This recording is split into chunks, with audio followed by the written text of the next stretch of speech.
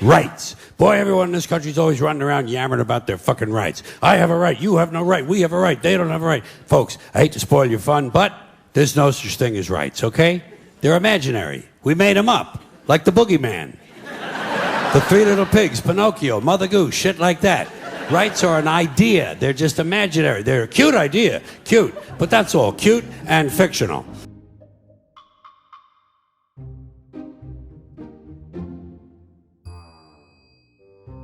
Just when these American citizens needed their rights the most, their government took them away. And rights aren't rights if someone can take them away. They're privileges. That's all we've ever had in this country is a bill of temporary privileges. And if you read the news even badly, you know that every year the list gets shorter and shorter and shorter. You see how? But if you think you do have rights, let me ask you this. Where do they come from? People say, well, they come from God. They're God-given rights. Oh, fuck, here we go again. Here we go again. The God excuse. The last refuge of a man with no answers and no argument. It came from God. Anything we can't describe must have come from God. Personally, folks, I believe that if your rights came from God, He would have given you the right to some food every day, and He would have given you the right to a roof over your head. God would have been looking out for you. God would have been looking out for you. You know that? He wouldn't have been worried about making sure you have a gun so you get drunk on Sunday night and kill your girlfriend's parents. But let's say it's true. Let's say God gave us these rights. Why would He give us a certain number of rights? The Bill of Rights in this country has 10 stipulations, okay? 10 rights. And apparently God was doing sloppy work that week because we've had to amend the Bill of Rights an additional 17 times. So God forgot a couple of things like slavery. Just fucking slipped His mind. But let's say God gave us the original 10. He gave the British 13. The British Bill of Rights has 13 stipulations. The Germans have 29.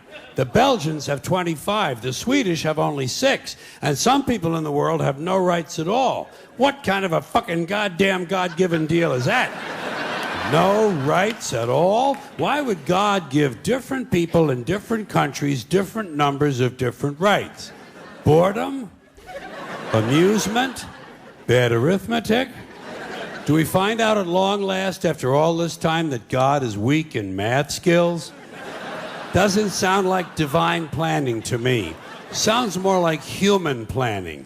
Sounds more like one group trying to control another group. In other words, business as usual in America.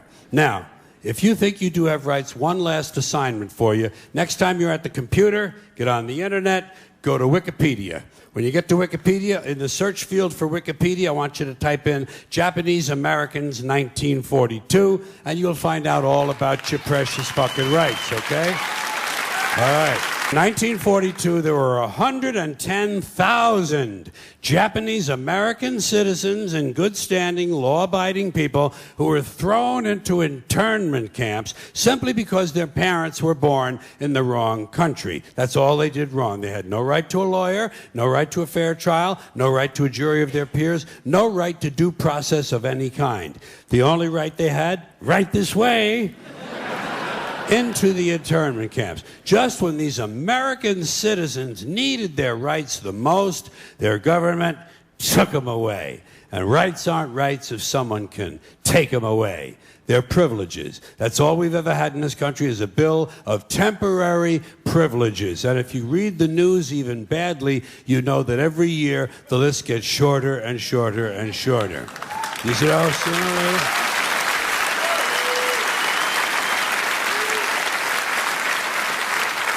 Yeah. Sooner or later, the people in this country are going to realize the government does not give a fuck about them. Government doesn't care about you or your children or your rights or your welfare or your safety. It simply doesn't give a fuck about you. It's interested in its own power. That's the only thing, keeping it and expanding it wherever possible. Personally, when it comes to rights, I think one of two things is true. I think either we have unlimited rights or we have no rights at all. Personally, I lean toward unlimited rights. I feel, for instance, I have the right to do anything I please. But if I do something you don't like, I think you have the right to kill me. So where are you going to find a fairer fucking deal than that? So the next time some asshole says, gee, I have a right to my opinion, you say, oh, yeah? Well, I have a right to my opinion, and my opinion is you have no right to your opinion. Then shoot the fuck and walk away. Thank you.